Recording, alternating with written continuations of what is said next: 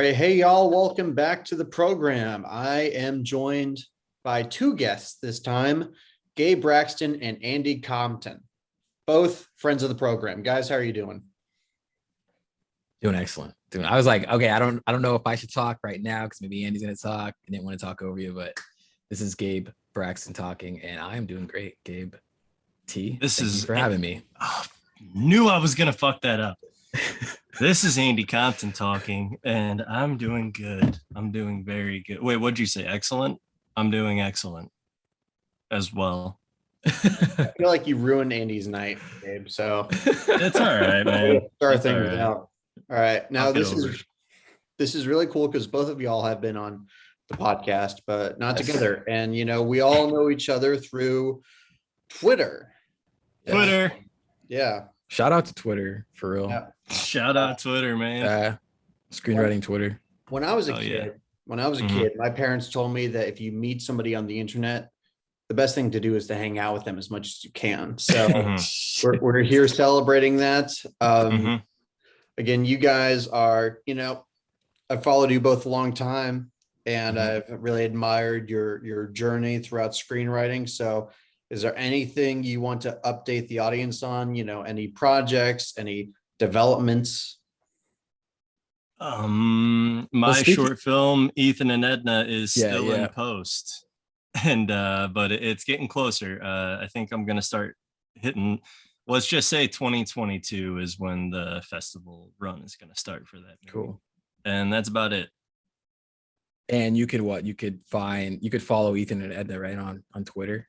Yeah, you can follow that's Ethan and fun. Edna at Ethan Edna Movie on Facebook, Instagram, and Twitter.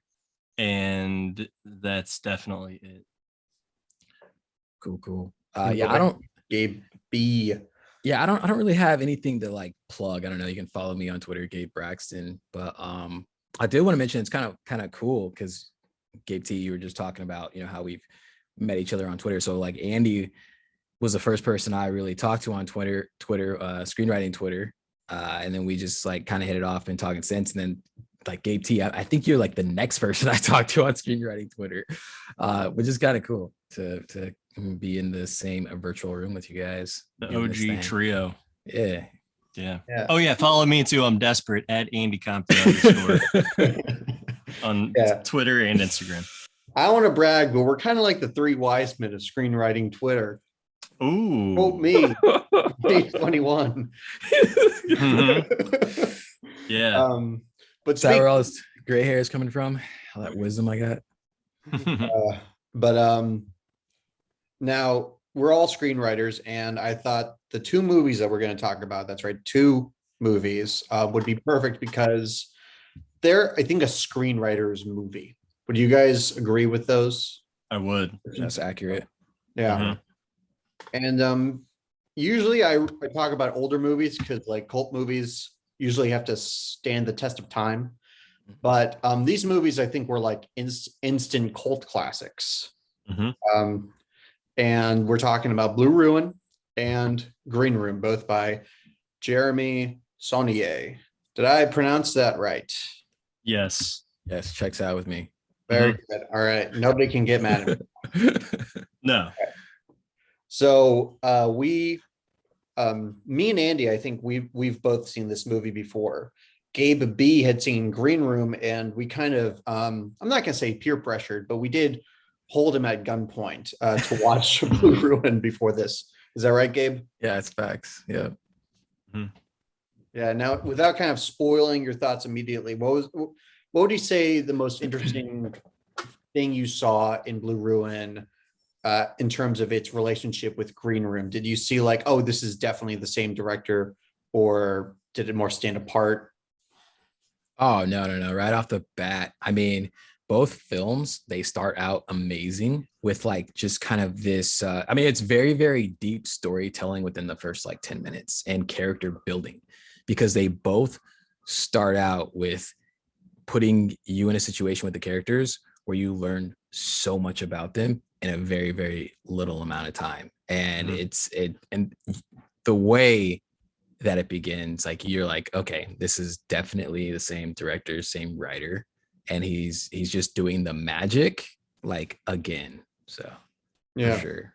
Now, Andy, I think you've seen the director's first film, Murder Party. Yes. Yeah, so you actually have a real overview of his career. So how do you see these films in that context? Yeah, so it's been a while since I've seen Murder Party, but to kind of they are all very cohesive. My favorite thing about a Jeremy Saulnier movie is like the gritty, realistic depiction of violence. That's like the way that he does special effects and like wounds and blood and gore. Like, I mean, you call it gore. It is gore, but it's not like hostile torture porn gore. It's like, oh, if that happened to a human being, that's exactly what it would look like to a T. And that's like one of my favorite things about him because I'm a psychopath. Now, I remember when Blue Ruin came out, and the big thing about it was that it was made for only like $300,000, and it got into Cannes. And I feel like that's more common now. You hear more stories like that now, but back then that was rare. Like he instantly made himself kind of like an indie superstar with that. I'm curious if you guys watched Blue Ruin without knowing anything about it, would you guess that it was made for so little? Gabe? Probably not. No, I would have probably put it more of like at least a 1 million range. Yeah, same. For sure. Yeah, because when you're talking sub 500 grand, you're talking really, really cheap. Right. But I also would have never guessed that the writer would have been the cinematographer as well. Exactly. That I feel like that's so rare that a writer, director, and they DP their own movie, which helped with the budget. I know we're probably going to talk about that a little later, but no, I wouldn't. You can't tell at first glance that this is a $300,000 movie. Right. I was like shocked because, I've seen my fair share of like cheap movies. Cheap is a derogatory term, but low budget movie. I've made a low budget movie myself, even though I had a fraction of the budget he had. It was still mind blowing to actually watch it. And, I didn't see any cut corners. I didn't see anything. If only he had the budget to pull that off. Right. So the interesting thing about him is, even though I called this a screenwriter's movie, I don't think he considers himself a screenwriter first. He was a cinematographer for a long time, and kind of started writing his movies out of necessity, right? To have something to film, which is amazing. And I think it's those like, it's that fact that he doesn't overthink it.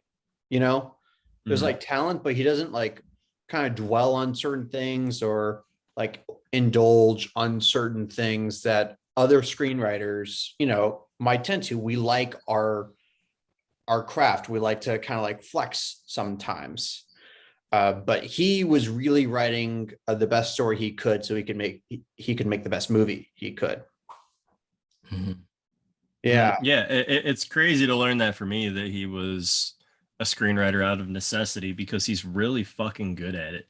Yeah. Like really fucking good. Like the things that he decides to show you, the things that he leaves out. I actually haven't read the screenplay for any of his movies, but just on the films alone, like he's very good. I mean, a good thriller, you want to create those mysteries and kind of show the audience just enough. And I feel like he does those things. Like one instance, and this is jumping ahead a bit, but like Green Room, whenever they first enter the green room, you see Alia Shawkat's character plug in the cell phone, a quick 1 second shot, and that's it. That's all we see of that. And it eventually leads to the reason that they witnessed the murder, is that forgotten cell phone in the green room. As they're loading out, they're not supposed to go back in there. Just little things like that. Like it's just I would have never guessed that he was a screenwriter out of necessity. Because he's just very good at it. It's like every 5 minutes during a Saulnier movie, I'm like, oh, that is super clever. Like writing wise, not because his movies are also just dripping with style visually, but from a writing standpoint, I'm always like, oh my god, that's super clever. I wonder if I would have ever thought about something like that. That's so smart. So yeah, that's like a shock to me to learn that he came to that later, because he's just great at it. Yeah, and I think like speaking, about the like how clever he is when he's writing. I mean, you can tell he definitely sees his shots, right? Like when he's writing, he definitely sees it, because you could actually watch maybe even all of Blue Ruin with no volume, no subtitles, and know exactly what's happening within that film. And that is like I aspire to write that well when I'm writing like my scripts. Not 100% there yet, but it's just so neat to see someone who's able to drop those little nuggets because he sees it in his mind's eye, and then able to tie it in to the whole story. And the fact that it's so subtle creates rewatchability, that's like for his films. the beginning of Blue Ruin. The Macon Blair's character doesn't speak until he's getting ready to go to the prison to confront Wade Cleland or whatever, or well, to first see Wade Cleland being erased. I think his first line, correct me if I'm wrong, but I think today I noticed his first line is when he's in that like pawn shop or whatever with guns, and he's looking and he sees the security camera. I think his first line in the whole movie is, "Do you guys have stamps?" Because he is picking out a postcard.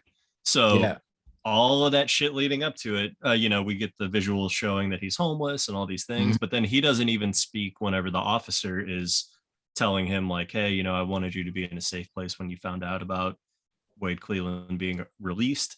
So yeah, it's crazy. Like when you say watch the movie on mute and still know what's going on, it's like that we're past the inciting incident by the time he begins speaking out loud, and we know exactly what's going on with this person. Yeah. I thought he might be mute for the whole movie. I thought that would be a character who maybe just doesn't speak, because but that character, the big difference for me is that Blue Ruin is a character study about this one man, this one character, and obviously Green Room, that's an ensemble. Because I think the thing that really hooks me with Blue Ruin is that transformation of Macon Blair's character. And I'm not going to say that I prefer one movie over another, but I think if I were to turn to one in order to learn the most from it, I feel like I got so much from that character arc that I want to be able to put characters through such a dynamic transformation with all of these subtle turns, because you don't even notice like that he's changing, I think, while it happens. It's just something where by the end of it, you look back and it's hard to believe that's even the two same people, even just visually. He starts out with that big beard. He looks homeless because he is. And then he's, he looks like by the end of the movie, he looks like a guy you could, share a cubicle with, or, just like, yeah. So let's briefly describe like the plots of both movies for anybody who hasn't seen it yet, although y'all should go check these movies out. But Blue Ruin is a revenge movie about someone who wants to get revenge on the person who murdered their family. I'm not even gonna go past that description because the turns that movie takes, you should experience it. And then Green Room is about a punk band that gets trapped in the backstage of a neo-Nazi concert after witnessing a murder, and they have to fight for their survival, right? So I think the big thing I wanted to kind of talk about is how does he use violence?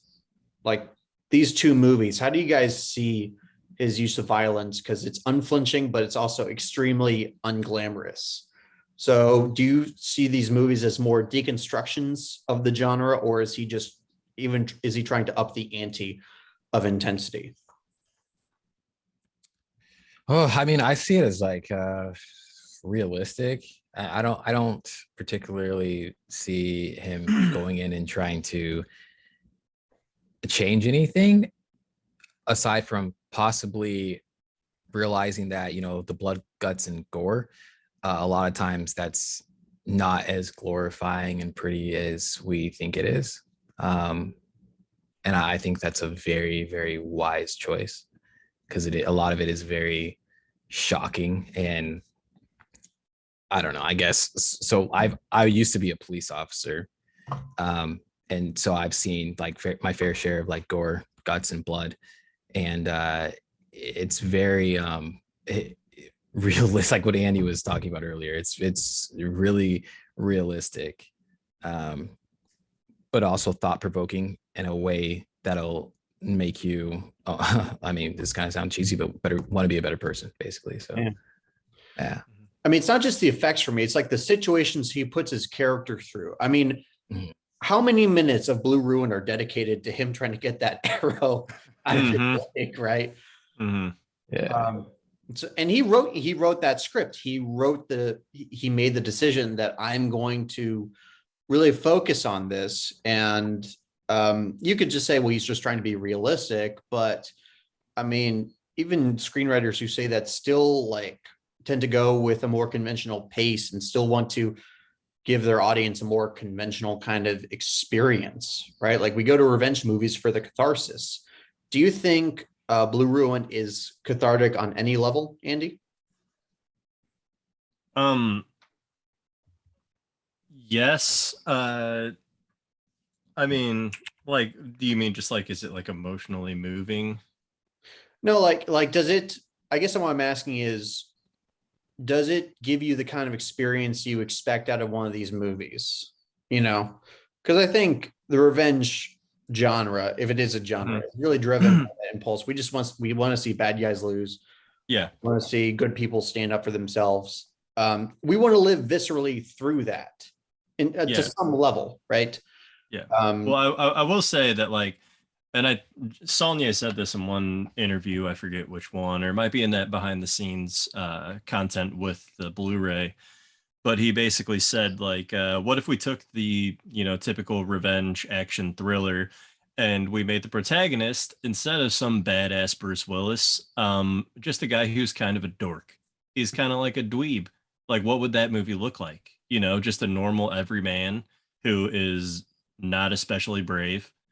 And I think that is the thing that makes Blue Ruin stand apart from this subgenre, is that it's not your typical protagonist in this kind of film. And even as he's becoming empowered during the movie, he's still never your typical character arc of one of these revenge movies where, past the midpoint, maybe, a little closer to like the third act, they are taking full control and they're in full badass mode.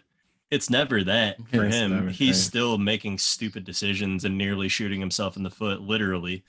I mean, when he misses the shot from 2 yards, I love whenever his friend who's helping him out, I think the actor is Devin Rattray, the big guy who helps him out. I love when he's like, well, I am not impressed.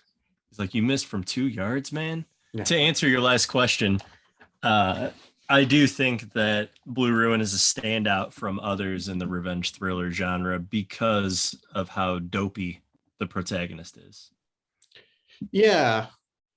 Now, when you go to a green room, I feel like that's another subversion, but it's different. First off, I don't think it's as drastic of a subversion. Like it's not the anti, kind of like home invasion, whatever you kind of want to call that subgenre. It definitely exists in a space, and I feel like it embraces that because the protagonists are a lot more competent. Like they're like legitimately clever people. And that's like one of my favorite things about this movie. You get to really marvel at their ingenuity. They have their dumb moments, out of fear or something like that. But at the end of the day, it's not like, hey, let's put a bunch of dopey people in a neo-Nazi concert and see what goes down. Yeah. So how would you say that he approaches this story, the story of Green Room? Where do you see the Saulnier touches there? Me personally, again, the violence is amped up in Green Room. But just, the hyper realism, I think that Jeremy Saulnier is a big inspiration of mine. In the sense that I've kind of subconsciously, I didn't really know I was doing this, but I've been told it through people who've read my work, that there's like an intense realism, and like we're kind of like the pacing feels very, this is real life. And I feel like I get that from my love of Saulnier movies, because like there's just that sense of hyper realism. I mean, from the minute that we meet our characters in Green Room, they're siphoning gas to get around. So what did they do? The first thing they do, they wake up, they realize that they fell asleep with, it's like everything is explained, not in a bad way where it's like over explaining plot. It's just so fucking detail oriented that it's like, why would they need gas? You fell asleep with the car running, didn't you? And then Alia Shawkat, it's like, oh, full battery. Is the battery drained too? And she Googles what's around us, a skating rink. Well, logically, there's going to be cars there. Let's hop on the bicycle. Let's go siphon gas from up there just to get going. Like, that's how we meet our characters, is like such a, this is real life moment. This would really happen to real people. I don't know. I think there's something so deliberate about the way that he paces his films and the things that his characters go through that aren't really over the top. It's just like, if you like, I mean, the beginning of Blue Ruin, and not to go back to Blue Ruin too much, but the whole opening is just detailing the life of a homeless person. And it's like to a T, Yeah. like, it seems like he really sat down and thought, okay, if this person was in this situation, what are the things that they would experience on a daily basis? And how can I lay all of that out? And I just really appreciate that. I forgot what the question was. I think it was, what are the Saulnier touches in Green Room? Yeah. And I would say that's like one overarching thing to me in all of his work, but especially in Green Room, he repeats what he did in Blue Ruin, in that it's just so hyper realistic. And as a person who writes that way too, again, probably inspired by Saulnier, I really love that. Yeah, what about you? Yeah.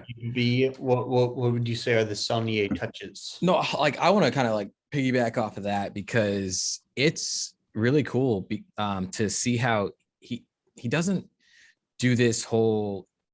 I don't know if you guys can tell me if this is fair to say or not, but he doesn't like introduce you to the world in his scripts, is from like trying to take you from like point A to point B, and here we are at point B, and now this is the world of the script. It's like he literally just says, this is a homeless person's life. I'm not going to try and relate this from like your life too much in any way, and I'm just going to show you what it's like. And same with Green Room. It's like, look at these characters in a punk band, and you're just going to have to roll with the fact that they're not riding a bike to a gas station with a gas can to get gas for their van that is out of gas. They're riding to siphon gas. And I like that, because it's like like a normal life doesn't do that, right? Like normal life is you go to the gas station to get gas, you scrounge in your pocket, if you're broke, you put money on the table. But like, he just puts you in these worlds, and like immediately in something that you just accept. And it's kind of eye-opening, right? Because it's like, okay, this isn't like my life, at least mine personally, right? I've never siphoned gas before. It's not like my life. And now I'm really, really interested to see how these characters operate in this world. Does that make sense? Would you guys say that's like fair? It does. And Yeah. especially what you said about the gas station, because I think that a lesser movie or even a lesser writer would have just had them be like, okay, guys, we only have $1.13. Let's get to the gas station and pump $1, and we'll just figure out what we're gonna do. Yeah. Which is a dilemma. That's It is. that's a situation. Sure. But I think a superior decision was, let's have them go to a skating rink, any populated place. It could have been a mini mall, it could have been anything, and let's very quietly sneak around a car and siphon gas out of their tank.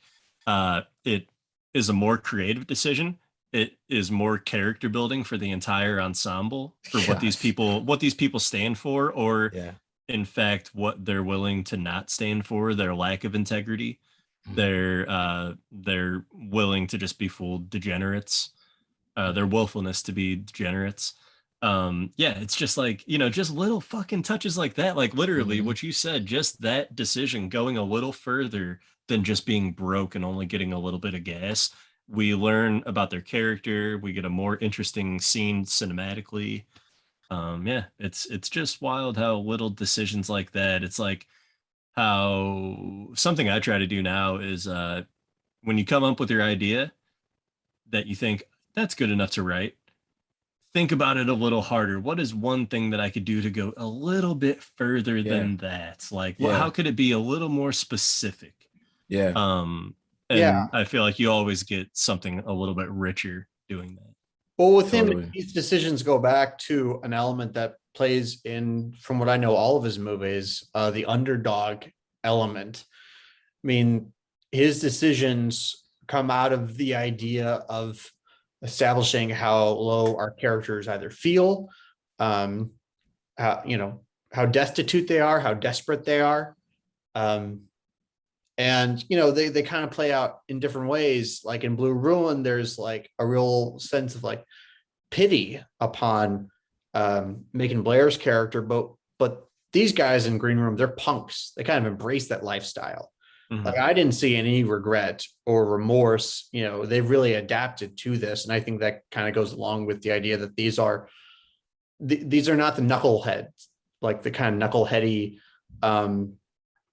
sort of approach of his previous film. Like now we're in a different territory, and I'm really glad that he didn't like continue to define his characters the same way every time. Even within Green Room, there is like diversity among these characters. Like Mhm. um, I forget her name. Maybe from Arrested Development. She's Yeah, like Alia Shawkat. right. I feel like she's the brains here. She's the one who really thinks quickly. Mhm. Um, Anton Yelchin, he seems to be kind of like the quiet, and also rest in peace. Anton Yeah. Yelchin was like really sad. Every time I watch this, it is a fucking travesty that we lost that kid so young. Mhm.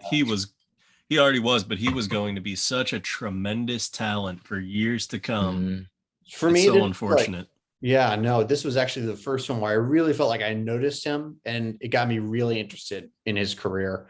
Mhm. Um, and he's so quiet. Like, Yeah, he has such a humanness about him. Like I feel like people will describe like a shy guy that they're attracted to as like he's like a wounded like puppy. Like Mhm. Anton Yelkin has that quality that like draws you in, that you're like, I want to care about this guy. Like, what is going on inside of that head? That like it's like his soft the way that he speaks. He has like a soft delivery. He just seems like a very gentle person. Mhm. Robin Williams had that same characteristic. Whenever he would give like those killer fucking monologues, real soft spoken and just dripping with humanity. I feel Very like deep. Anton Yelkin had something yeah, I mean, similar. to me, he's the Yeah. vulnerable one of this group, and he becomes Mhm. like our de facto protagonist in the sense that like the dread and the fear I have really comes down to him, Mhm. because the other characters either have too much attitude or are too you know they have too much spunk for me to like really put myself in their shoes. But Anton is our surrogate there, Mhm. which Well, makes sense. he's like, yeah, he's kind of like, the puppy, you know what I mean? Like He's the he's bass the player. puppy you want to save from the situation, the bad situation. Yeah, yeah. There's just like a sweetness to that There dude that is, yeah. like you just want to gravitate to. Which again, I just think that like the possibilities for the longevity of a career for an actor like that, because an actor like that has that it factor that you don't really know what it is, but when you're watching it, you're like, that's like a special person right there. That's a Mhm. special actor to be able to draw you in emotionally, because that's what we're all trying to do with filmmaking, storytelling, anything. All you want to do is make people feel things. Yeah, And but like that dude could be dead silent and just like emote with his face and make you feel something, which is an amazing talent. I It will is. say this: I think Jeremy Saulnier really brought that out in him, because in previous performances, like I remember, did you guys see the remake of Fright Night? I No, I did didn't. not. Anton Yelchin was playing a very different character, a guy who's like, he had a lot of swagger, made a lot of wisecracks. Mhm. basically the opposite of this guy. And That's there, awesome. I mean, I hate to say it, but I just did not connect with his performance in that. I just felt it felt forced. It almost felt like, a guy who's like naturally quiet, naturally shy, trying to put on that front. And that was, I don't think, the intention of that film. I think, he just wasn't, playing to his strengths like he is here. Or even like, what was his first big movie? Chekhov, Well, so Star Trek.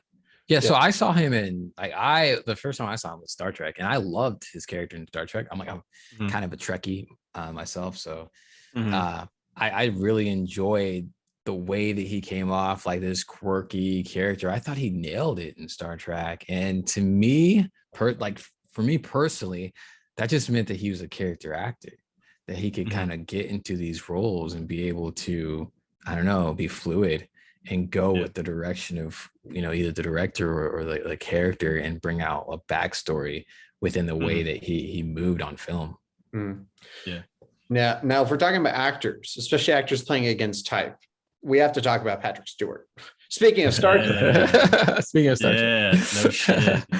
No shit. He fucking rules in this movie. Yes. As an antagonist. Yes. He fucking rules, man. I think that it's so unexpected and just fucking rad. I mean, so okay, how I came across this movie is I was like on an A24 binge, and I was just like typing in, I think, Amazon Prime, because I think it was available on Prime back then to watch for free. And I didn't know anything about it. Started watching it, loved it. When Patrick Stewart came on the screen, I was just like, what kind of gem have I come across here? And he just, like you're saying, and he just nails his character, the believability in his character. He's creepy, but there is almost like this fatherly thing to like about him. Kind of like Jeremy Saulnier, he kind of fucks with your mind with these things. Yeah. I'm really glad you brought that up. This was my big thesis for Patrick Stewart in this movie, because a lot of times when you cast against type, usually the actors play against that type. They do the exact opposite. I can't think of a great example right now, but just generally the instinct would be, hey, Patrick, maybe do an American accent, maybe lose the beard, maybe we'll put some tattoos on you, to make you fit in with this skinhead image better. But no, they cast Patrick Stewart and he plays a Patrick Stewart type. So when he's actually delivering these lines and he is just, going through these really sickening kind of scenes, it's more upsetting because, goddamn, you're watching Picard, help these neo-Nazis cover up a murder. Like, he really plays to, I think he really violates a sense of trust that we have in that actor, Yeah. And like, I mean, down to like sinister lines, like, are we at the spoiler section yet? Does it really matter? Hell yes, we are, Andy. I'm like holding back. I'm holding back. Okay, so Joe Cole is the drummer in the movie. And whenever he jumps out the window and finds that it wasn't the sweet escape that he thought it was going to be, and immediately gets hacked with a machete, whenever they're dragging his body away, Patrick Stewart approaches and is like, is he still breathing? And Macon Blair's like, a little bit, yeah. And he's like, let him bleed out. The later he dies, the better it is for time of death. Which is just like, because you see Joe Cole, like, he's like struggling to hold on to life. And that's just like such a sinister thing to say with such a dry sensibility of just like, let him bleed out, let it be the most awful, agonizing, painful, drawn out death that it can possibly be, because for us it's going to look better on paper with the coroner.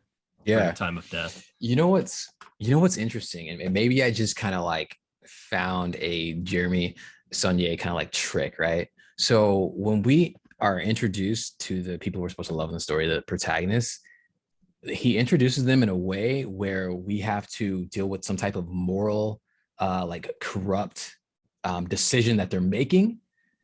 And then when he introduced almost like the antagonist, it's almost like the opposite. They're doing something nice, or they seem nice, they seem happy. Because when you see the antagonist in Blue Ruin, you know, he's being let out of jail. And then he's surrounded and they're having a good time. They're having a party. They're like, yeah, it's awesome. You're back. You know, it's complete opposite. Family and love. And from the introduction of Macon Blair's character.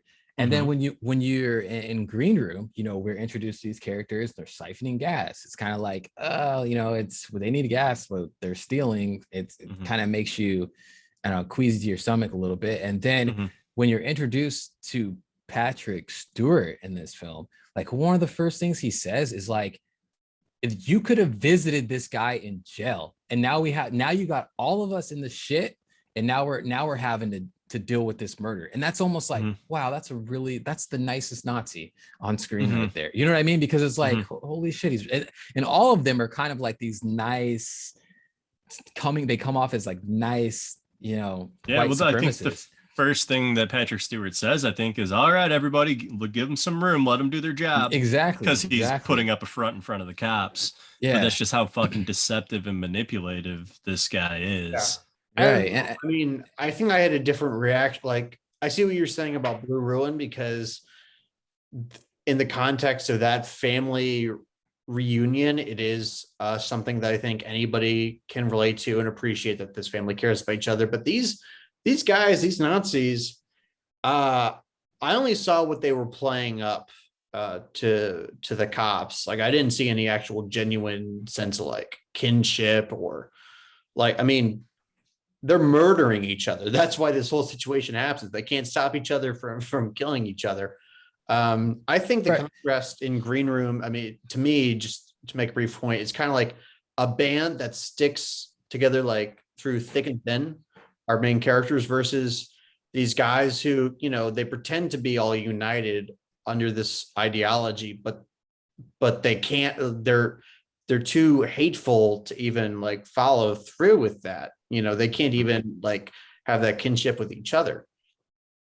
Right. And like, I'm not saying they're great. I'm definitely not saying they're great. I'm saying the introductions are the opposite of the way the protagonists are introduced. Normally you're introduced to protagonists like in a happy situation, right? And that, you know, the protagonist is the one celebrating and doing something cool, and then the shit like hits the fan and it's bad. And it seems like in his movies, it's like the protagonists are the ones, they already have the shit hitting the fan. And then the antagonists, the ones who kind of like are made to look like the good guys. You know what I mean? Like, that's what I'm saying. They're made to look like the good guys, even though they're shitbags. They're complete, like the antagonist in Blue Ruin coming out of jail. He's a shitbag. They're at this they're at this, like, hanging out at this house, this party. They got Nazi stuff all over this.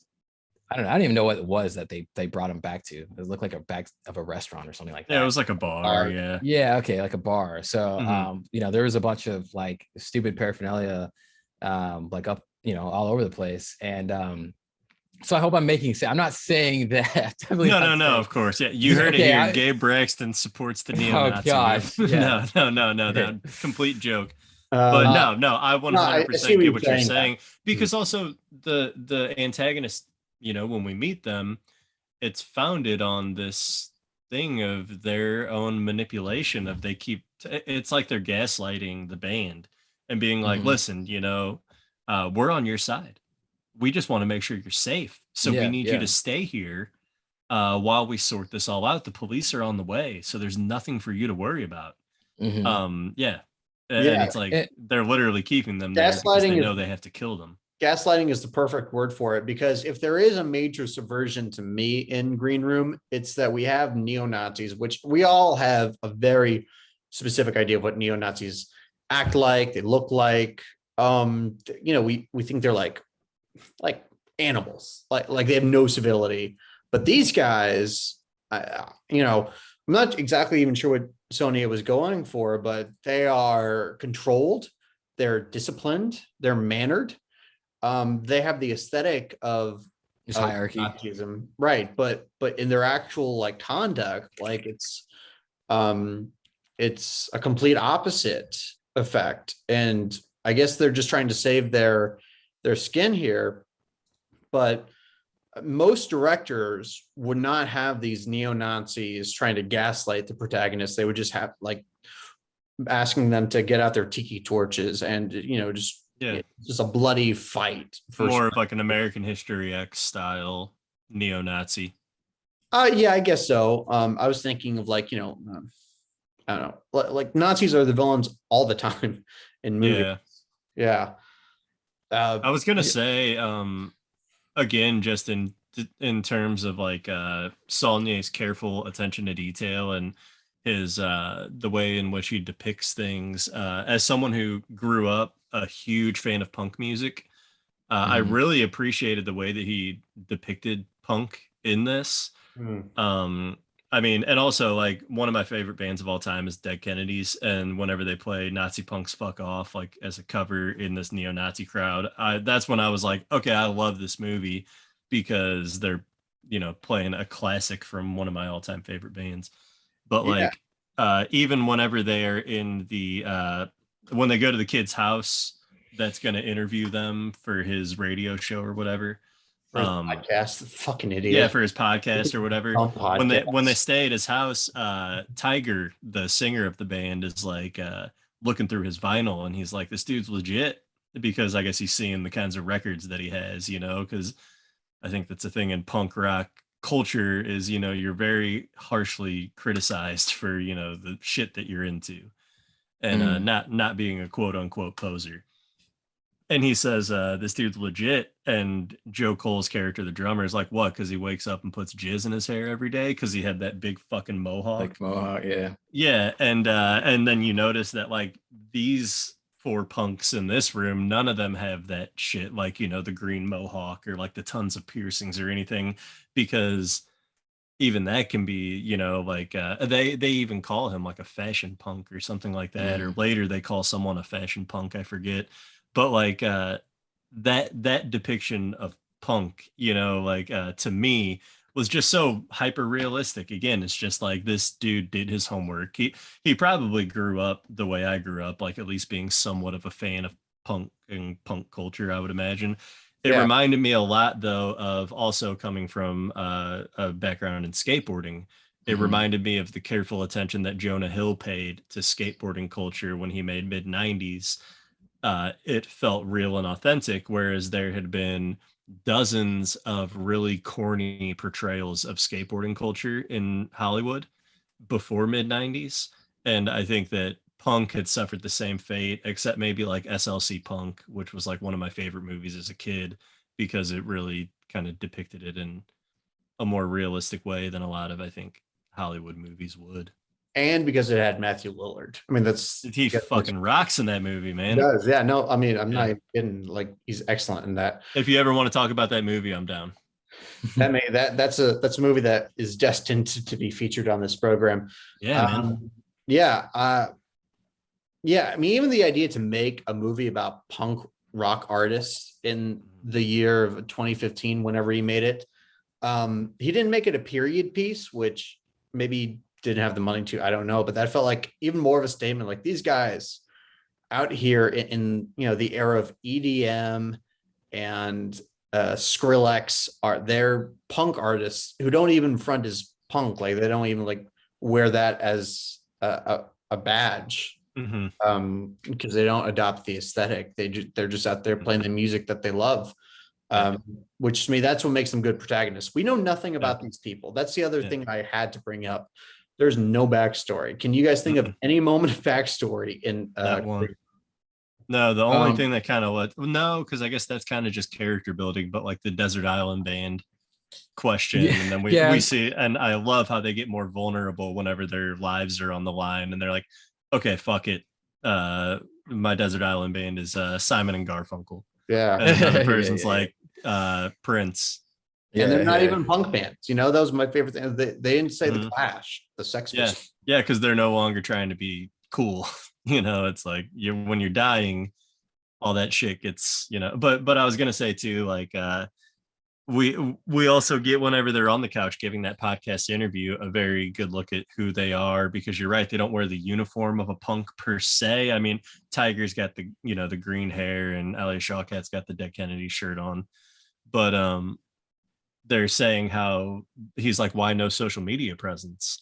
And they're talking about how, like, music is like an experience, like you have to be there, which can kind of sound corny, but like, you know, to someone who's living that life, you know, and in a punk band like that, like it makes sense.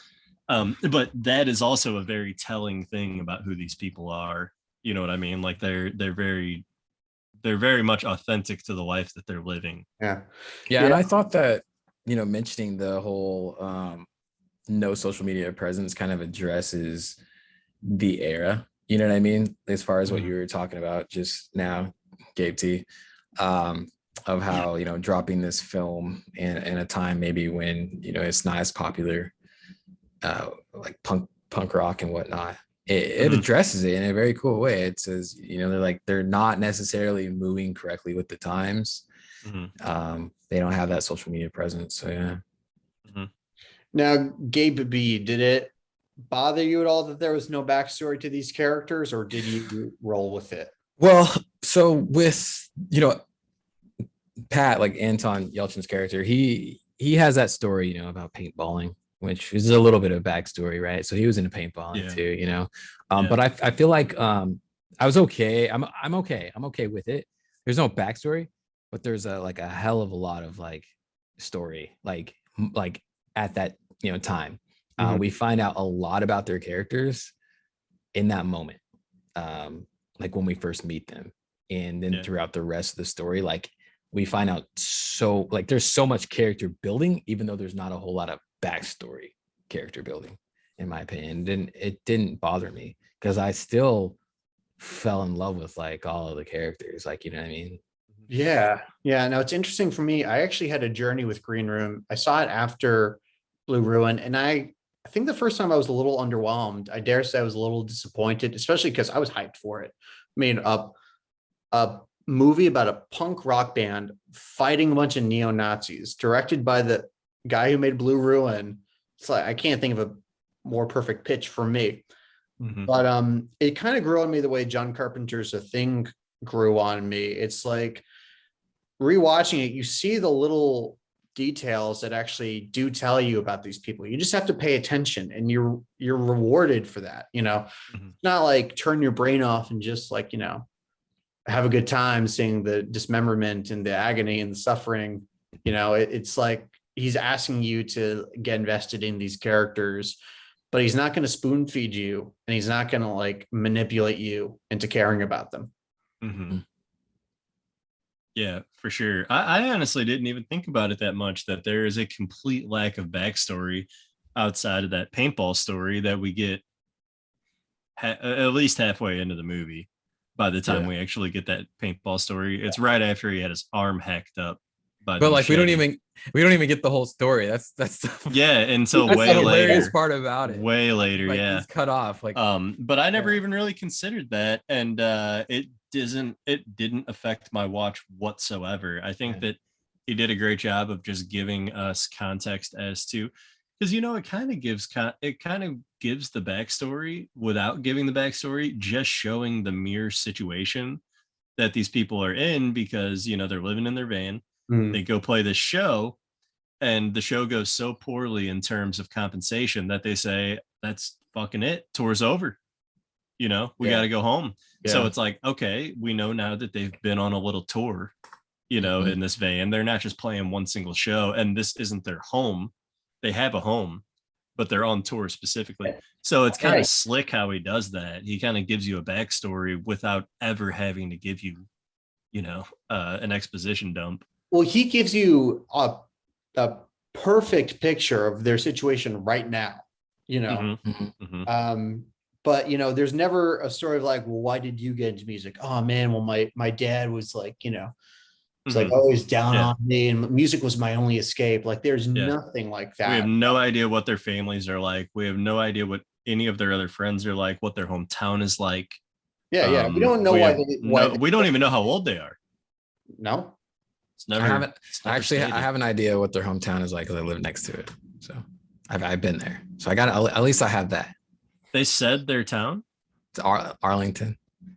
Did they outside of DC? Yeah. Actually, I missed that. Actually, fuck, I missed that too. Damn. Okay. Okay, so we do know.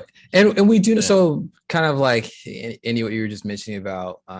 They're on tour. They're gonna have to go back home now, since they obviously the little concert they had planned didn't pan out. But we find out that the way that they talk about how they're going to get back home says they've probably been in the same situation before on tour, most likely. So we found out that this isn't like their first time going on tour, like in that moment as well. Yeah, they very calmly say we have enough for one tank, and then we siphon the rest of the way. Yeah. Yeah. Yeah. Now, how do you say the actress's name? The blonde-haired actress, Imogen Poots, who was also Imogen Poots. Yeah, she was also in the remake of Fright Night with Anton Yelchin. Oh, nice. I have a huge crush on her in this, The Art of Self-Defense, and Vivarium, and probably that movie if I see it. But I think that she's fucking rad in this movie too, though. She's such an awesome character in this movie. Yeah. I mean, she's kind of like the femme fatale in the way. Just in that she's a character you don't know if you can trust or not. And it seems like she's clearly playing both sides, but what her ultimate end is, who she's really aligned with, if anybody.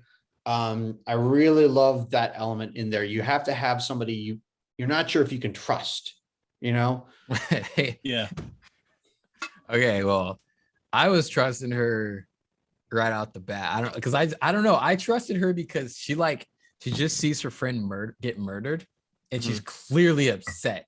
And I felt like at that moment, she just like turns on the Nazis. Yeah, even though the band doesn't trust her. Like in that moment, I trusted her. In her band, the way she talks, and like the things she said, they're so freaking hilarious. Like, just shoot him.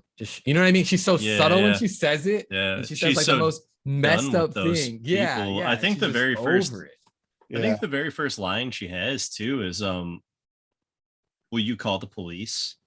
Yeah, like with tears in her eyes whenever Anton bursts into the room to get the phone, and that's what he starts doing. That's the reason why the police and then he starts the call. Which another like just brilliant. I know that we're kind of just stream of consciousness, at least I am trailing off, but another like just awesome writing tidbit in my opinion is that Anton starts that call and says, yes, there's been a stabbing and blah blah blah. Call gets cut off, and then Macon Blair's character has the wherewithal to call and continue that call and say, yes, I just called to report a stabbing and we got cut off. And then he just takes it from there. Just little things like that. I just think that this movie and Blue Ruin and Murder Party also are just so fucking clever, man. Like the writing is so sharp and clever. It's like razor sharp. And whenever I say like hyper realism and how I try to mimic that style that he has, I think what I mean is just like an all bases covered attention to detail, where it's like any decision or anything that's happening, there is an explanation within the story. If it's not answered now, it's going to be answered very shortly. I mean, because his writing it's not just clever, it's economical. Which makes sense for Blue Ruin. I mean, it was literally economical there, but in going into Green Room, I was curious. Like now, he got a real budget, like something that I think most filmmakers would play around with a lot. Like, is he going to have fun with that? Is he going to kind of go crazy? He does not. And maybe that was part of what I think part of what kind of almost threw me off. Like he's really like, this is sticking to the plan. This isn't like, he's not like a Tarantino he's going to go out there and he's going to treat a movie like it's a toy store or something that he can play around with. He is telling this story. And I think it's so easy for screenwriters to get absorbed in their material and in the story that they want to like really expand on things and they think they're adding to it. But if you watch these movies, you see like it's the restraint as much as it is those details that really help paint the picture. So like the way he writes, it's pretty wild because some of the things that he does, just like with Macon Blair's character, like getting on the phone we haven't even talked about one of the biggest things in like Blue Ruin that happens at the very beginning of the movie. But he takes the hard route. And as a screenwriter, there's always a time you get to a position in your script where you can take an easy route, right? And get out of something you wrote yourself into, or you could actually go through with the realism of what you wrote yourself into. And it could potentially, like, it's going to cause you to have to think for maybe for a while, maybe even like a few days to get yourself out of it.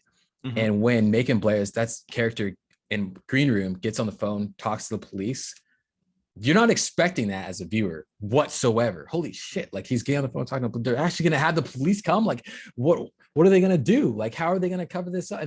And then something so clever happens, and Jeremy like writes that clever thing into there. That type of twist takes, a lot of thought, a lot of work. And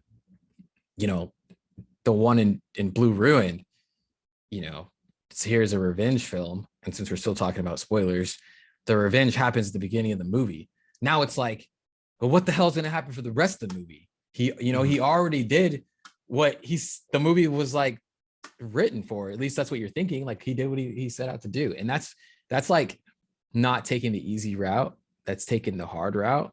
And it's extremely satisfying to watch as like a viewer. I was actually going to make a point to go on off of what we were just talking about too, with going the hard route, thinking a little harder, makes for a more satisfying watch. Like, and from the Macon Blair makes the phone call, then it's okay. Let's how do we cover this up? Well, now there's a stabbing. They get two loyal followers, two skinheads, to stage this crime.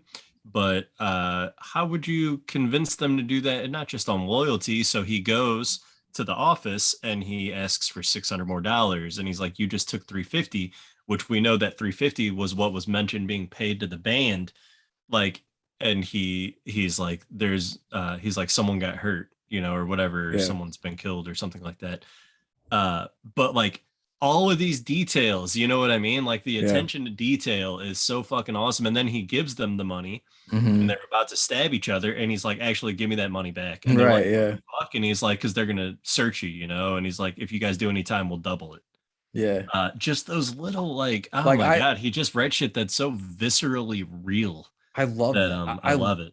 I love the fact that he gives them the money because having, been a police officer, if you're going to jail and you're in a stabbing, that money's just like, where it's, the police department takes it, it's evidence now, you know what I mean? Like, so it's just so cool that he actually put that detail in there to take it back. But it also is neat because it's kind of like possibly the motivator, that got them to stab each other in the first place. You know what I mean? So it's like in their pocket, they're like, then they have to give it back, but they're already committed. So it's like, it almost puts them, the two, in like a little bit of a predicament. But it's so clever how he didn't have to do that. He could have just said, stay in the pocket, keep the money in the pocket. I'm curious. Jail. I'm curious to know, like, it would be so interesting to talk to Jeremy Saulnier because he looks a lot like Macon Blair whenever he cuts his hair in Blue Ruin and he puts on the nice collared button down and he's got, the nice short haircut and he's clean shaven. That's what Saulnier looks like. Like, he's that guy in real life. Every time I see him, he's got like a nice button down, like a very conservative appearance. I'm not saying he's a conservative guy, but like, a conservative appearance, like he's not flashy. And I'm like, how do you write about these like gritty worlds, these like dark worlds of like neo-Nazi gangs and like Blue Ruin has a similar vibe, this criminal underbelly kind of shit, this crime family. How do you depict this so realistically, man? What he's doing is he's not approaching it like I'm writing about neo-Nazis. He's like, I'm writing about other people who have like, I think he puts himself in their shoes, like, not that he could ever relate to a neo-Nazi, but he's like, well, if I had to cover up a murder, what steps would I have to go through? And okay, like if I had to try to kill these people who are like holed up in this room, okay, how would I try to get in? How would I try to lure them out? Like, he's not kind of like writing his characters off as separate people with like separate kind of thought processes and everything. I think he just approaches them like they are like not regular people, but you know what I mean? Like he doesn't Yeah. like put them as like a different entity. I think kind of what you're saying is there's two ways to go about, like you create a issue for your character. There's two ways to go about how the character is going to process that issue. One way is you can go to Google and you say how to cover up a murder, and you can probably find the best way how to cover up a murder, right? I've done or it. You could just I've Googled it. And yeah, for sure. Or you could just think about, well, what would I do, right? And then but also kind of figure out what the best way to do and try to like blend the two. And I think that's kind of what he does. Not saying that's his exact process, but he like blends the two. And I know I listened to an interview where he mentioned that he actually studied extensively. He went into like some really dark areas of the internet to learn about neo-Nazis. And I thought that was very, very interesting, because I did wonder if maybe, he had we all have family members that are kind of like wild and stuff and out there, you never know. He could have family members that kind of like influence him. But his wife is a minority, correct? I mean, I think she is. Yeah, I think so. I know her name is God, it almost looks like it's of like a Swedish origin or something. Or something like Seek. I don't know. Yeah. Yeah, I was gonna say too, like the red laces detail of the neo-Nazi gang feels so authentic. And it's like, is he throwing that in just because it's something he researched? And it's like, oh no, there is a payoff whenever when Anton opens the door to give the gun off. And as the door's opening, Imogen Poots' character is looking through the vent at the bottom of the door. And as the door opens, she sees it's not just Patrick Stewart. There's like 3 sets of boots there with red laces. And he's like, they're going to kill us. Yeah. So there's a payoff for every little detail too. And I was going to say one other detail that I fucking love. Again, super detailed, not beating you over the head with the story, making you do the math as the viewer, is after Macon Blair's character. And it's funny how we're talking about these two movies like they're one giant movie, because they're both just pure Jeremy Saulnier exhibition. But whenever Macon Blair's character in Blue Ruin, when he cleans up in that house where no one is at, he cuts all his hair, and then he turns on the TV, and we hear the local news playing. We don't see a screen, but we hear, and he's flipping through different local news channels, and none of them are talking about a murder. And I didn't really catch that on the first go around, that's what he's doing. And then he goes and sees his sister, and he's like, as they're talking in the restaurant, sitting down, having tea and eating a sandwich, she's talking, and he's like, where are your children? And she's like, at home with the sitter. And she's like, why? And he's like, they never called the police. And they go, and he realizes it in that moment. But like, to have that be the way that like Macon Blair, it never tells you what he's doing. A lesser screenwriter would have beat you over the head with that detail, because they think that you're not going to figure it out. And I love whenever people put subtle details in there that, like, again, you might not get it the first go around, but on the second watch, if this movie has rewatch value, you're going to appreciate that it doesn't beat you over the head. So that detail of him turning on the news and there not being a murder on the news is just like, again, just beautiful attention to detail. Also, we've brought up Macon Blair's name a bunch of times. Can we just say that he's great in both of these? Fucking fantastic. Also in a Murder Party too. He's in Murder Party. That's right. Yeah. And I don't know how many people know this, but for me, it's a really cool detail, is that, and correct me if I'm wrong, but like Macon Blair and Jeremy Saulnier started making like camcorder movies together when they were like 14. So they go way back. Yeah, Macon Blair is the Bruce Campbell to Saulnier's Sam Raimi. Yeah, for sure. Yeah, and I love stuff like that. I love people coming up together and grinding it out. And obviously, they're seeing the success they're seeing now. It's cool seeing Macon Blair pop up in other movies. Well, it's so funny because when they started making this movie, a lot of people in the cast and the crew of Blue Ruin were like really concerned that the director cast his best friend in the lead role. And I know you guys know this story, but Jeremy Saulnier just like went out, took some pictures of Megan and them up on IMDb. Yeah. Which, by the way, just to prove like this guy looks like an actor, right? Yeah. I mean, that is how easy it is, folks. If you're ever feeling imposter syndrome, like just think about what they were feeling in those moments.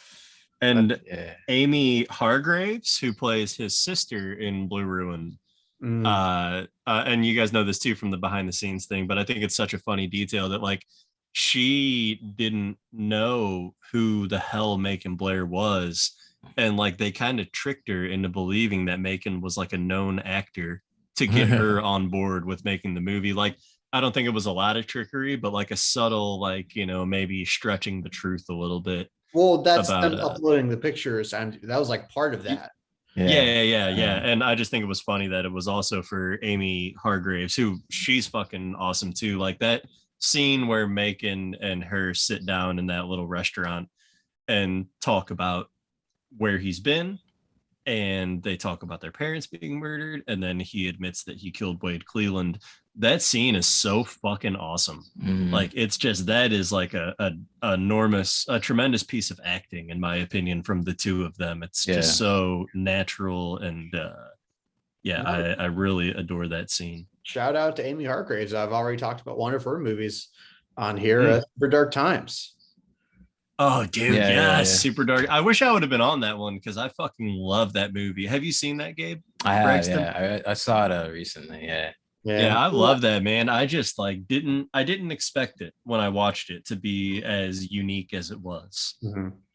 Yeah, that movie was like a sleeper hit to the soul. It just like really crept up on you, like really. It is very gritty. Yeah, it actually has a very like Saulnier-esque feel to it. I was just thinking that same thing. I would not be surprised if the director was a fan, for sure. I mean, I think Jeremy Saulnier actually has inspired a whole generation of filmmakers. I think. Sorry, go ahead, keep going. I just think like all of us, I think would admit to at least looking to his personal success story as inspiration, but definitely like I feel his influence in all of my work, especially when it comes to thrillers. I love approaching characters the way he does, and I love approaching things in a grounded manner the way he does. And I just think that his influence is going to be felt for a long time to come. Yeah, a short film that I made called Tin Box is about like a young homeless addict who breaks into a house to loot for goods and ends up finding out that there's someone being held captive behind a locked door in the house, and he needs to try to help to decide if he is going to help this person get out. But the entire foundation of that character is from Blue Ruin. It's from him breaking into a house to take a bath, and and it's like, what if he was in that house and found something that he wasn't supposed to find? Like that's kind of what that's rooted in. And also Larry Clawden, who is kind of like, we joke around that like he's the Macon Blair and I'm like the Saulnier, because he's been in both of my shorts so far and a bunch of sketch comedy shit that we did together. But he's just a really good friend of mine, and he's a huge, obviously, because I just said that, but he's a huge Saulnier fan too, and a huge Macon Blair fan. So like, we definitely tapped. We were pretty much trying to rip off the beginning of Blue Ruin by making the beginning of Tin Box what it was.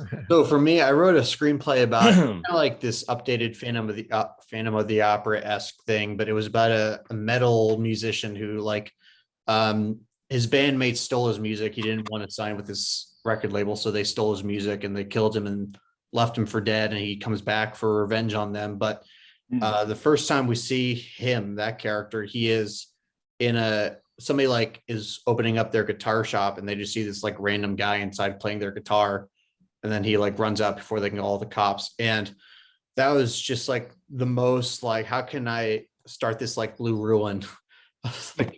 Yeah, dude. Yeah, he is just such a fucking rad storyteller, man, and such a rad filmmaker. I watched both these movies today, and like, I mean, also just such a good double feature. But the cinematography too in these movies, and especially Blue Ruin, knowing that it was Saulnier himself behind the camera. Just really beautiful cinematography in both of the movies. I love in Green Room the kind of greenish tint to the grade, especially early on in the movie when they're outside riding that bike.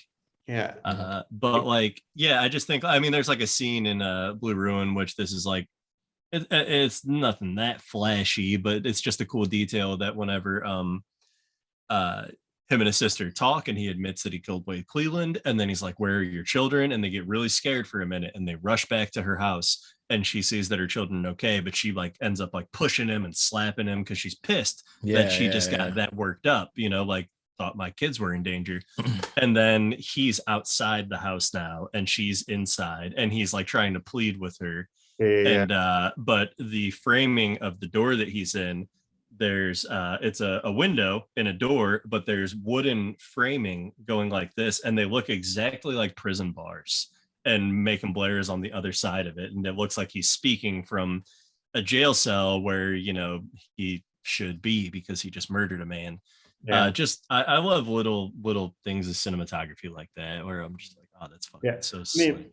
It's interesting, and gosh, I mean, we can't go on too long about this, but just, you know, Gabe B brought up this thing about the kind of like the questionable morals of our characters in Green Room, right? Especially the way we're introduced to them. But Megan Blair in Blue Ruin, man, like he does put her kids in danger. Like he does put all of them in danger. And I don't know if he just doesn't think about that, or if he's, you know, he's blinded by his lust for revenge. But I think that was like another time where I really thought Jeremy Saulnier was like speaking against revenge movies. Like, look at this selfish man who could have gotten his.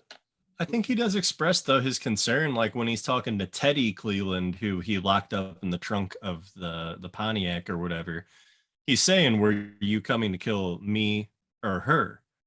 And he even says whenever Teddy gets the gun from him, he's like, please, you know, you can kill me. Just promise me that you're not going to hurt her. And then like in the end, whenever the Clevelands get back to their house that Macon's been kind of holed up in for a couple days, they're listening to the message. And he says like, you know, please don't hurt my sister. And they're like, that's why we're going to Pittsburgh, motherfucker. And then that's when he decides to shoot. But I mean, you are correct that like, yeah, his selfish kind of spur of the moment decision to kill Wade definitely did put his family in danger. Yeah, his but sister and her kids. To be clear, I'm actually speaking to what I think is like a character arc. I think like he's grown by the time we get to that end, and he does care more about his sister. You know, that's the way I saw it, at least, because you know, again, he just goes through such a transformation, and I think reconnecting with his living family, not just being obsessed with his dead family, is what gives him this new spark to try to actually change who he is. And also the twist too, that I feel like kind of gets overlooked maybe by some people, that the kid in the Cleveland family is his father's son that he had with the Cleveland's mother in their infidelity. It's so twisted. It really is. Yeah. And so his brother just shot him.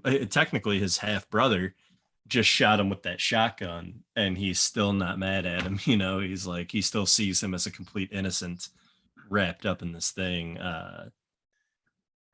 Who also was the kid with the mohawk in Green. Yeah, he went on to be Tad. And he's like, I gotta get out of here. I can go. I really do love. Some people hate on this because it's like they only use the same actors, but I love recurring actors in a director's work. It's cool that Tad was in Blue Ruin and then got brought back to be. Are you kidding me? I love that. I love that shit too, man. Like some people hate on that though. You know, oh, they only work with this person so much. You know, honestly, if there's a director who doesn't have some recurring actors, I start to wonder, do people not like working with this person? That's a very good point. Yeah. So there's some things I really appreciate about Blue Ruin and Green Room. Two things that are just personal appreciations is Blue Room, part of it's filmed in Virginia. I live in Virginia. I love Virginia. It's a very, very pretty place, and you can kind of see that a little bit in the film. And then Green Room is filmed partially in Oregon and over there by Mount Hood. And I love Oregon. I'm from Washington State, so I grew up going to Oregon like all the time. So I appreciate those two things. Also, I appreciate the fact that we talked about Rat Ray. What's his first name? I think Devin. Yeah, Devin Rat Ray, right? So he's from Home Alone, which is awesome. And it's really funny because in Home Alone he has the BB gun, right? And then in Blue Ruin, he's got like an arsenal, so he upgraded. So that's so funny. I never thought about that. Had no idea that dude was. Yeah, he fucking rules in this movie too. He does. He's his charisma is just really cool, and like we immediately gravitate toward this guy. I don't know about you guys, but like I just really love that character, and I thought it was such like a wholesome friendship in the movie for a protagonist who we haven't seen have a friendship. He's had family, and his family doesn't love him. Like his what is the last thing his sister says to him as she's leaving the driveway? It's not I love you.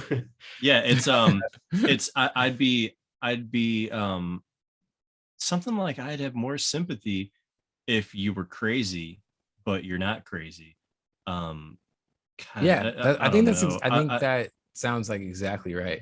Yeah, and then she says one more thing that's like to the extent I think of like you're selfish for doing this, Yeah, and I think but that's not the exact wording, but I think that is Jeremy Saulnier speaking through her, kind of like in reinforcing this idea he's established that this is the anti-revenge movie. I mean, I don't like a lot of revenge movies because they really indulge in like a lot of very dark things about people. Like they ask you to like really have fun with these, like your most evil thoughts.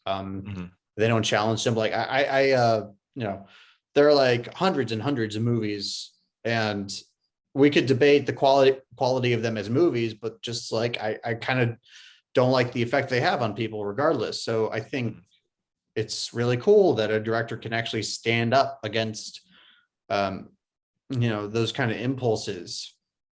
He can like really try to make a statement that might not be the most popular or like the most like financially viable revenge movies sell for a reason, but hey, it's like it made me respect him a lot. I think another thing that's worth mentioning that I was going to say that I really like about these two films, like, because if you haven't watched it, these are two films that will definitely take you into their world, and part of that is with Devin Rat Ray's character. He's very okay with Macon Blair's character just going on his property, using his property to basically interrogate somebody or even like murdered somebody, and that's just kind of like a very interesting relationship from a viewer's perspective to like watch, and how nonchalant the interaction is between the two. But what I really appreciate about the movies as a whole is because that type of interaction just doesn't take place with it's like the entire movie is like that, right? I remember listening to Save the Cat, and I think it's Save the Cat, but in the book they talk about how basically once you start introducing like the government, it takes the what's it called, like the personal feel out of the story. I think it's Save the Cat. I don't know, you guys correct me if I'm wrong, if you've heard it or whatever, but just the diner scene, and how Macon Blair's like, oh shit, they didn't call the cops in Blue Ruin, the diner scene in Blue Ruin, they didn't call the cops. They keep everything like Jeremy Saulnier keeps everything so tight in these stories that and doesn't introduce a whole lot of like outside law enforcement, which is like really good. And it really, really takes you in as a viewer to experience like these characters' lives. And I really appreciate that about both of the films. Yeah, it's cool. We don't see police in Blue Ruin. Mm-mm. They go to the jail, Yeah. but like, yeah, it's cool. And then I love the line too with Teddy when he's in the trunk of the car having that conversation, which also overall fucking awesome scene. That whole scene when he's in the car. But when he's like, why didn't you call the police? He's like, doing the same thing as you, just keeping it in house. Yeah. And I yeah. love that line so Yeah, much, yeah. keeping it in house, because that's what a crime family would do. They're Mhm. not getting the cops involved. They'll dispose of Wade's body themselves and take care of it. There's so much to talk about with both of these movies, but I think the best way to celebrate them is to rewatch them and really just see how many details you can notice, because there's never going to be any end to the amount of clever, sometimes ingenious writing techniques that is employed by Mr. Saulnier. But I'm sure, hey, if you're a DP, you can love his movies for that reason. If you're a director, you can admire his direction. It's like he is a triple, what would you call it? A triple threat? Threat. Yeah. Yeah, triple threat. Mhm. So, gentlemen, any last words for our viewers? No. One thing that I think should be mentioned is the fact that these films, they're like, we've talked about neo-Nazi things in them, and I'm Black for the viewers out there, and they put all that shit in a very good light. Okay, so this isn't glorifying neo-Nazi characters and neo-Nazi lifestyle. It's very, very well put together, and very, very well portrayed in the light that it should be portrayed in. So yeah, I'll echo that and just say that these two movies are very important to me as a filmmaker and as a screenwriter. Hold them in great regard, and I hope to someday come close to replicating the quality of these two films. Yeah, I mean, for me, I'm always going to look at these two films as not only great pieces of entertainment, but as great tools for learning. I'm always going to look at them, for how I build characters or pace sequences, set up and pay off, all that stuff. So I feel like he's a once in a generation filmmaker, and I'm always going to look forward to what he does next. So hopefully we can be back on this podcast talking about whatever next cult classic he comes out with, or he could come out with something gargantuan and get to that level. Well, we didn't even mention Hold the Dark. yeah, Which was a movie that he directed. yeah, he directed. I don't think he wrote it though, right? No, it he was didn't written by write it. Macon Blair. Oh, it was. That's Mhm. funny. And Macon Blair Based off a novel, right? It's based Yeah. off a novel. I'm not sure. Macon Blair has I believe you. Macon Blair has written and directed a cult hit in his own right that you can find on Netflix. I don't feel safe in this world anymore. Was Right. it that? Or I don't feel at home in this world anymore. Um, Yeah, that movie ruled. I like that. Yeah. Yeah, So it was cool. Have you seen that, Gabe? I haven't. It's a cool movie. Oh. It's Elijah Wood. I would recommend it. Yeah. It's a fun movie for sure. Yeah, so go check these movies out. And of course, hit that like button, hit that subscribe button, and just follow me on Twitter. And if you want real life, I could always use a stalker. It would really do wonders for my ego. So